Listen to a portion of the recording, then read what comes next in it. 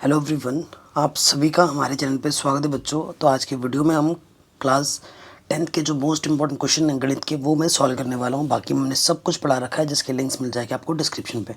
सो एक बार डिस्क्रिप्शन ज़रूर चेक कर लें, ठीक है। तो पहला क्वेश्चन क्या बोल रहा है, निम्न में अपरिमेय संख्या कौन सी। ये आपको बताना है कि भैया अपरिमेय संख्या कौन सी है। तो आप जानते हैं अगर कोई भी अभाज्य संख्या होती है, कोई भी अभाज्य संख्या होती है और उसके ऊपर अंडर लग जाता है तो उसे हम क्या कहते हैं, अपरिमेय संख्या कहते हैं। तो अंडर रूट 3 हमारी क्या है, अपरिमेय संख्या है। अंडर रूट 4 बाहर आके क्या है, 2 होता है। 2 को मैं पिवट क्यू के रूप में लिख सकता हूँ और ये पिवट क्यू के रूप में सभी संख्याएं, और ये बाकी जो 3 है ये एक परिमेय संख्या है, ठीक। कह रहे हैं द्विघात बहुपद की घात कितनी होती है। तो द्विघात बहुपद की घात क्या है, द्वि है। तो द्विघात बहुपद की अधिकतम घात कितनी होती है, 2 होती है। अगर त्रिघात बोलता तो त्रिघात की अधिकतम बहुपद की घात कितनी होती है, 3 होती है। जो क्वेश्चन सिलेबस पे नहीं होंगे वो मैं कट करवा दूंगा, ठीक है, टेंशन मत लेना।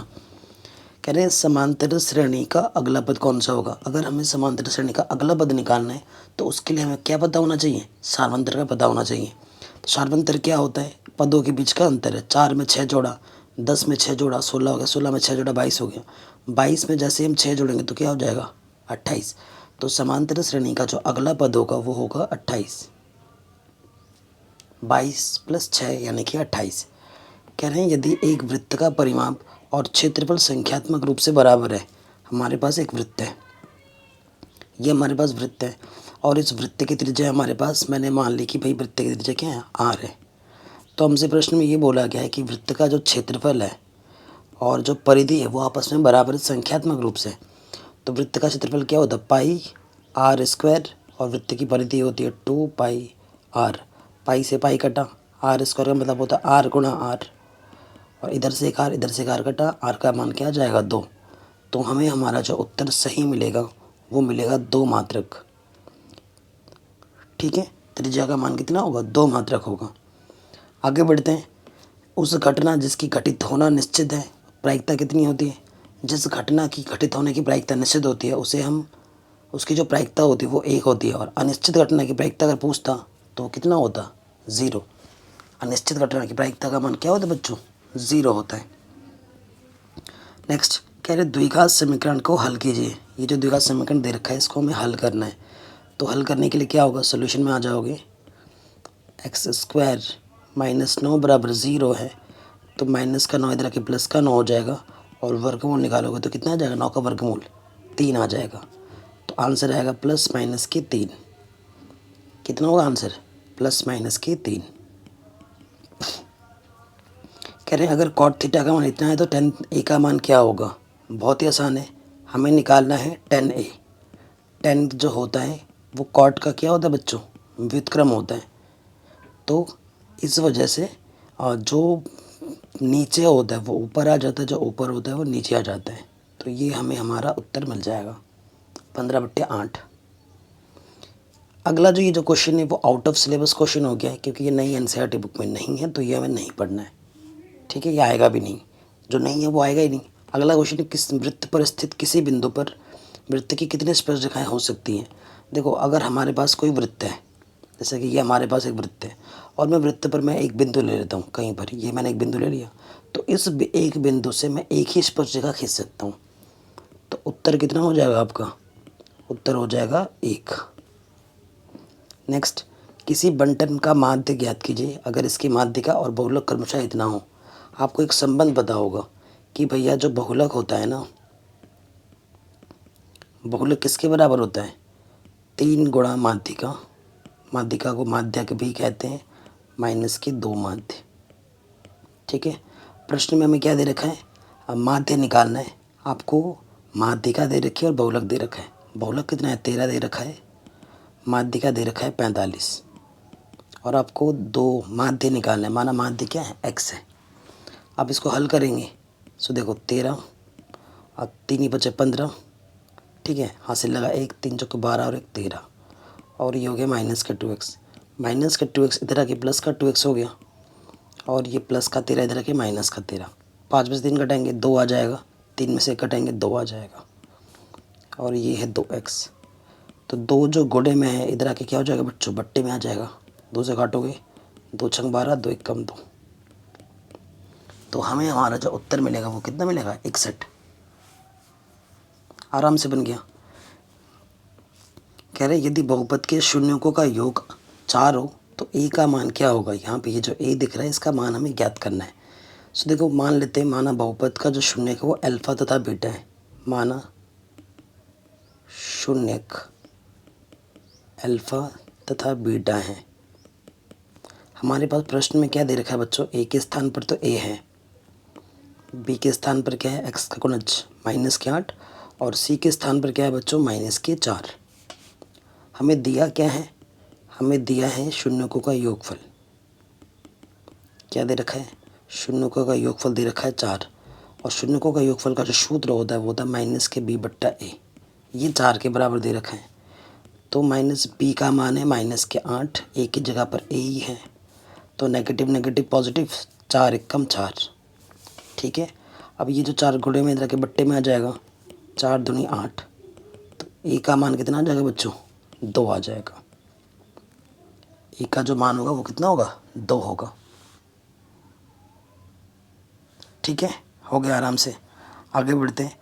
ये जो क्वेश्चन है वो आपके आउट ऑफ सिलेबस हो गया है। ये क्वेश्चन आउट ऑफ सिलेबस है, ये एग्जाम में नहीं आएगा। ठीक है, अगले क्वेश्चन पे आ जाओ। इसको सिद्ध करना है, इसको सिद्ध करके 10 स्क्वायर लाना है। बहुत ही आसान सा प्रश्न है। हम ले लेंगे बायां पक्ष लेने पर, बायां पक्ष लेने पर जैसे ही बायां पक्ष लेंगे, बायां पक्ष क्या है 1 + 10 स्क्वायर बट्टे में है 1 + cot स्क्वायर। तो मैंने आपको बोला है जब सर्वसम का लगती है तो लगाओ। 1 + 10 स्क्वायर क्या होता है, सेक स्क्वायर, और 1 + cot स्क्वायर का सूत्र क्या होता है, कोसेक स्क्वायर। अब आंसर में तो आपको 10 लाना है, यहाँ तो 10 आ नहीं रहा है। अब क्या करना है, साइन को से बदल देना है। सेक को मैं लिख सकता हूँ 1/cos, स्क्वायर तो स्क्वायर लगा दिया।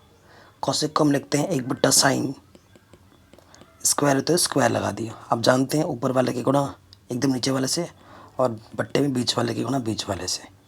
तो साइन स्क्वायर एकम साइन स्क्वायर बट्टे में कॉस स्क्वायर एकम कॉस स्क्वायर। तो साइन बट्टा कॉस क्या होता है 10, दोनों में स्क्वायर तो स्क्वायर लग गया। यही प्रूफ करना था आराम से। ठीक है, आराम से बन गया। अगला प्रश्न है, कह रहे जांच कीजिए कि जो तीनों बिंदु एक समद्विबाहु त्रिभुज के शीर्ष है। समद्विबाहु त्रिभुज है, हमारे पास 3 बिंदु दे रखे हैं, ए, इसको बी बोलो और इसको सी बोलो। तो सबसे पहले ए और बी निकालेंगे, ए बी, फिर हमें निकालना पड़ेगा बी सी, फिर हमें निकालना पड़ेगा ए बी बी सी, फिर निकालना पड़ेगा हमें ए सी। देखो सूत्र बेसिकली क्या होता है, x1 - x2 का वर्ग प्लस y1 - y2 का वर्ग। ये सूत्र आप जानते ही होंगे। देखो x1 क्या है 5, ए बी निकाल रहे हैं तो x2 है 6, y1 है -2, y2 है 4। तो 5 में से 6 घटाएंगे आ जाएगा -1, 2 में से 4 घटाएंगे -2, -6, माइनस का वर्ग करने में प्लस हो जाता है, 1 का वर्ग 1, 6 का वर्ग 36। तो ये आ गया √37। ए बी हमने निकाला √37। अब हम निकालेंगे बी सी, इसमें निकालेंगे। तो x1 क्या है हमारा 6, x2 क्या है -7 वर्ग, y1 है 4, y2 है -2, तो माइनस माइनस प्लस हो जाता है। 4 में से 7 घटाएंगे -1 का वर्ग और 4 और 2 6 का वर्ग। तो यह आ जाएगा -1 का वर्ग 1, 6 का वर्ग 36। यह आ गया √37। कितना आ गया √37। अब आ जाओ ए सी निकालना है, ए और सी के बीच में। तो ये क्या हो जाएगा x1 - x2 का वर्ग, y1 - y2, minus minus plus होता है। तो 5 में 7 घटाएंगे -2 बचेगा और ये हो गया 0। 2 का वर्ग कितना होता है 4, नेगेटिव का वर्ग करने में प्लस हो जाता है। 4 का वर्गमूल कितना होता है 2। तो देखो 2 बीच की दूरी आपकी क्या है, बराबर है √37। तो आप लिख दोगे चूँकि ए बी बराबर है बी सी के, इसलिए यह एक समद्विबाहु त्रिभुज है, समद्विबाहु त्रिभुज है। ठीक है, ये आप अपना उत्तर आराम से लिख दोगे। अगले प्रश्न पे आ जाओ। अगला जो क्वेश्चन है ये आउट ऑफ सिलेबस क्वेश्चन है, ये हमारे एग्ज़ाम में नहीं आएगा, रचना वाला चैप्टर हट गया है। ठीक, कह रहे हैं एक पासे को यादृच्छा फेंका जाता है, फेंकते हैं, एक विषम संख्या प्राप्त करने की प्रायिकता क्या होगी। जो पासे पर परिणाम होते हैं बच्चों, पासे पर परिणाम वो होते हैं 1 2 3 4 5 6, यानी कि जो कुल परिणाम होता है वो होते हैं 6। और विषम संख्या क्या होती है इसमें, विषम संख्या हमारे पास होती है 1 3 5, यही है ना, 1 3 5। तो विषम संख्या आने की प्रायिकता पूछिए प्रश्नानुसार, विषम संख्या आने की प्रायिकता हमसे पूछिए। तो जिसका सूत्र होता है संभव परिणाम बट्टे में कुल परिणाम। तो संभव परिणाम हमारे पास कितना है, 3 है, कुल परिणाम 6 है, 3 एकम 3, 3 दूनी 6, तो आंसर आ जाएगा 1/2। आगे बढ़ते हैं, कह रहे हैं 12 खराब तथा 132 अच्छे पेनों के मिश्रण में से एक पेन यादृच्छा खराब निकाला जाता है, निकाले गए पेन के अच्छे होने की प्रायिकता क्या होगी। सो देखो हमारे पास दिया क्या है, हमारे पास दिया है खराब पेन, खराब पेन 12 है, अच्छा पेन है 132, तो कुल पेन कितना है 132 + 12 यानी कि 144। ठीक है, इसलिए हमसे क्या बोला गया है, अच्छे पेन आने की प्रायिकता निकालनी है, अच्छे पेन की प्रायिकता। संभव परिणाम कितने हैं 132, कुल परिणाम है 144, काटो, किससे कट जाएगा ये, 2 से काटो, 2 छंग 12, 2 छंग 12, 2 सत्ते 14, 2 दूनी 4, फिर कटेगा, 2 तियाँ 6, 2 छंग 12, 2 तियाँ 2 तियाँ, फिर काटोगे, 3 एकम 3 दूनी, आंसर आ जाएगा 11/12। ठीक, अगला जो क्वेश्चन है ये फिर से आउट ऑफ सिलेबस है, ये सिलेबस में नहीं है तो इसको हमें नहीं पढ़ना है। ठीक, वेरी इंपॉर्टेंट था वैसे। नेक्स्ट क्वेश्चन है ग्राफी विधि से इसको हल करना है। ठीक है, ग्राफ खींचने के लिए एग्जाम में क्वेश्चन आते हैं, ये आपको पता है।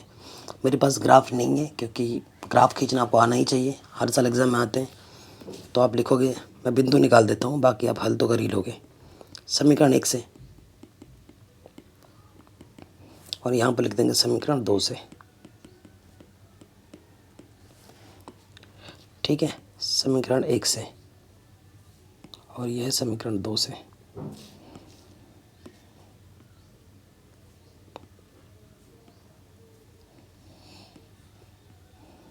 क्या समीकरण 2, 2x - 3y = 12। समीकरण 1 में आ जाओ, पहले हमने x का मान 0 माना, x का मान 0 मानेंगे तो x गायब, 3 दूनी 6।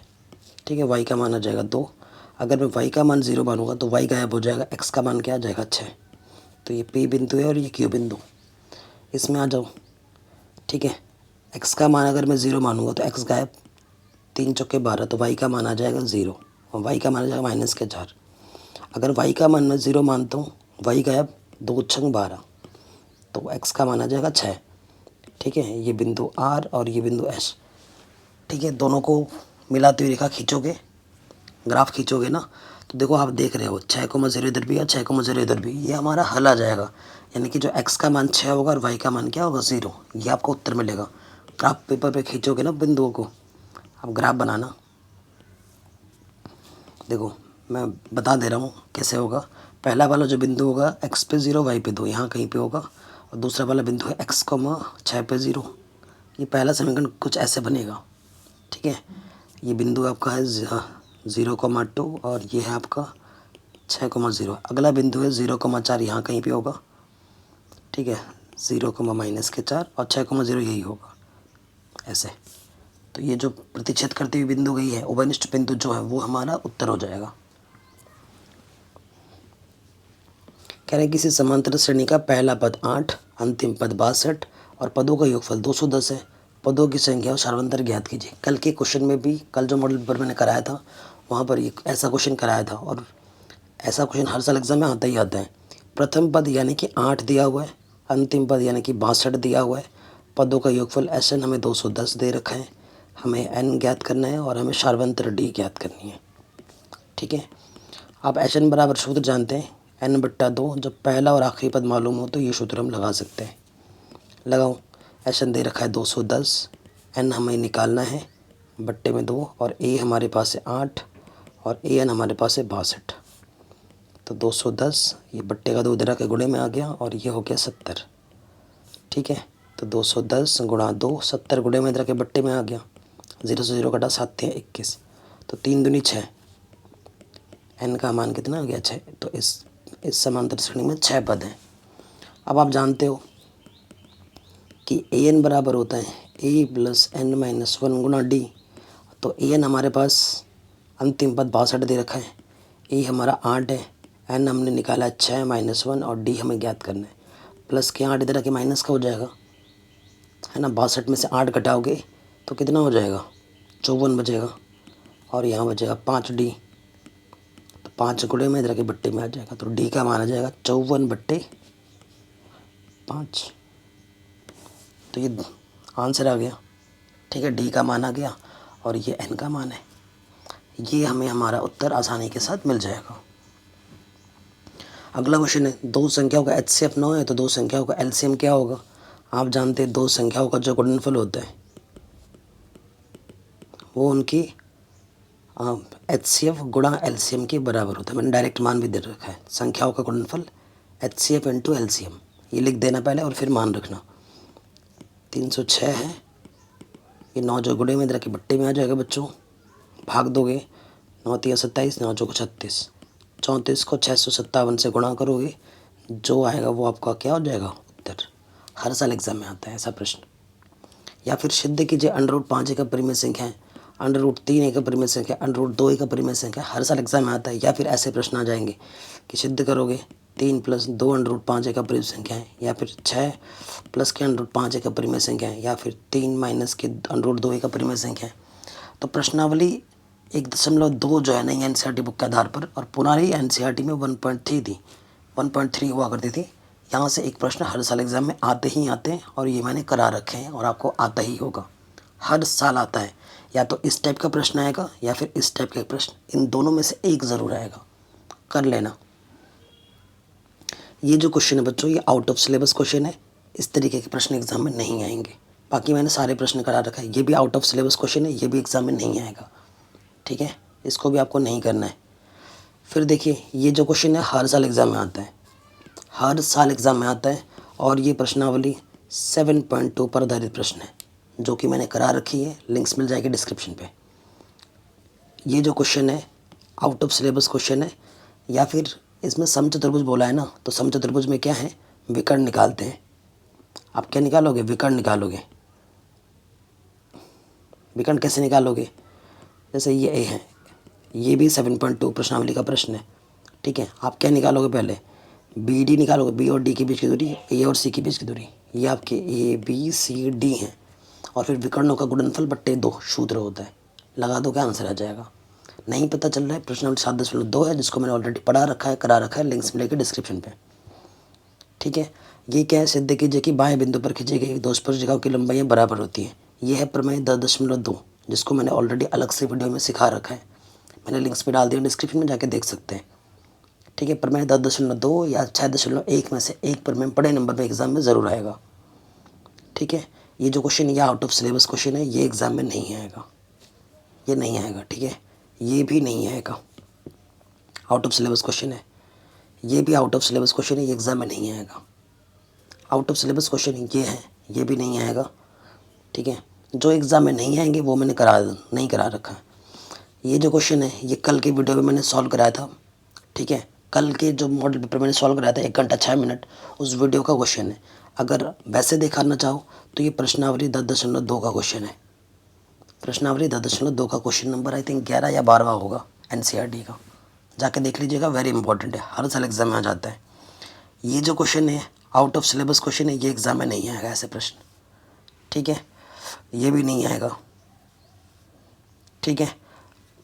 ये क्वेश्चन वेरी इंपॉर्टेंट है, कल करा दिया था मैंने, कल का जो वह 1 घंटा 6 मिनट का जो मैंने वीडियो बनाया था, और 6 नंबर के बच्चों मैंने अलग से वीडियो बना रखी है, ठीक है, जिसके लिंक्स भी मैं डाल दिया डिस्क्रिप्शन, जाकर ज़रूर चेक कर लेना।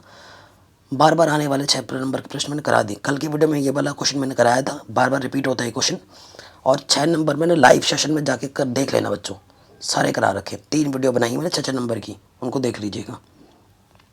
ये भी एनसीईआरटी का प्रश्न है, प्रश्नावली 9.1 का प्रश्न है, और इसको मैंने करा रखा है, ठीक है।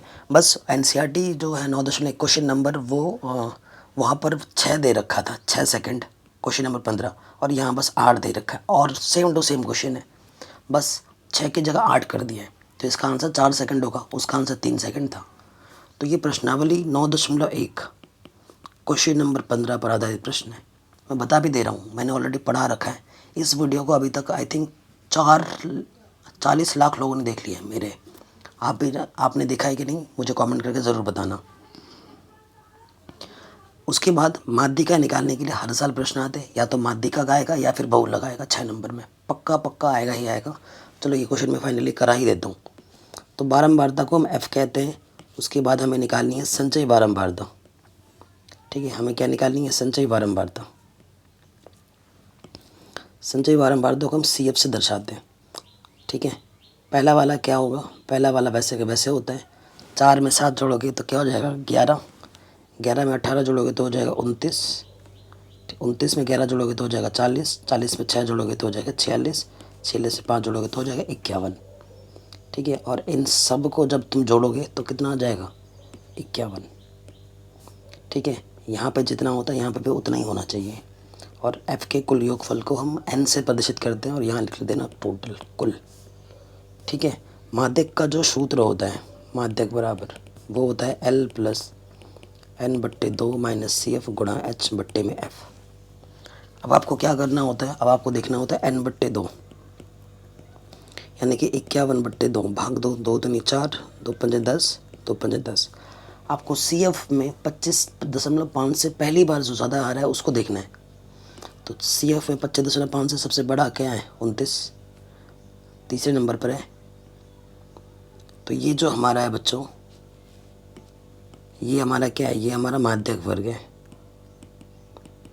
ठीक है। और F के कॉलम में ये F है, जहाँ से आपने ढूंढा है उसके ऊपर वाला क्या होता है CF, CF 11 है, F का मान 18 है, माध्यक वर्ग 145 से 50 है, और माध्यक वर्ग की जो निम्न सीमा है L वो है 145, और जो H है इनके बीच का कितना अंतर है, सब में 5 का अंतर, तो H हमारा 5 है। सारे मान मिल चुके हैं, अब उठा के रख दो उस प्रश्न में। तो L का मान हमारा था 145, N/2 मिला है 25.5, CF का मान है 11, H का मान है 5, और F का मान है 18। बस इसको हल कर देना है गुणा भाग करके, आपको आपका उत्तर मिल जाएगा। 25.5 से 11 घटाओगे तो आ जाएगा 14.5, गुणे में है 5, बट्टे में है 18, ठीक है। सो देखो 5 से गुणा कर देंगे 145, 5 बचे 25, हासिल लगा 2, 5 चौके 20, और 2 22, हासिल लगा 2, 5 एकम 5, और 2 7, 18 से भाग दोगे 18 चौके 72, ठीक है, 18 दूनी 36, 4.2 आ गया। दशमलव के उधर एक स्थान लो या 2 स्थान लो, फ़र्क नहीं पड़ता, दशमलव के उधर थोड़ा बहुत गड़बड़ी चलेगा, लेकिन इधर गड़बड़ी नहीं होना चाहिए बाईं तरफ। तो ये आ गया 145 में आपको जोड़ देना 4.2, तो आंसर आ जाएगा वो 149.2। ये हमें हमारा माध्यक मिल जाएगा, और इस तरीके के प्रश्न आपको हर साल एग्जाम में देखने को ज़रूर मिलेंगे। बाकी मैंने सब कुछ पढ़ा रखा है, लिंक्स मिलेंगे डिस्क्रिप्शन पे, आप डिस्क्रिप्शन ज़रूर चेक कर लें। मैंने पूरी गणित पढ़ा रखी है, नई एनसीईआरटी पूरी करा दी है, chapter wise objective question, chapter wise subjective question. एक वीडियो मैंने ऐसा भी बना दिया 1 शॉट 6.5 घंटे का, चैप्टर वाइज इंपॉर्टेंट क्वेश्चन बता दिए, उसको ज़रूर देख लो, ठीक है। लिंक्स मिलेंगे डिस्क्रिप्शन में, प्लीज़ उस वीडियो को देख लो, सारा क्वेश्चन वहीं से फंसेगा।